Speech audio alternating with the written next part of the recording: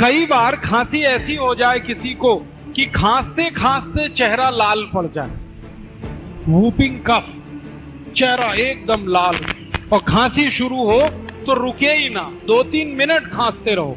ऐसी खांसी में अदरक ले लो आधी और उसको भून लो, आग में भूनो। आग जलाओ गैस बर्नर पे, उसमें अदरक को चिमटे में पकड़ के भून लो। जब वो भुन गया तो उसको हल्दी में डाल दो, हल्दी पाउडर, पिसा हुआ हल्दी, तो हल्दी उस पे चिपक जाएगी और वो हल्दी चिपका हुआ अदरक जैसे ही मुंह में रखोगे 1 मिनट में खांसी बंद हो जाएगी।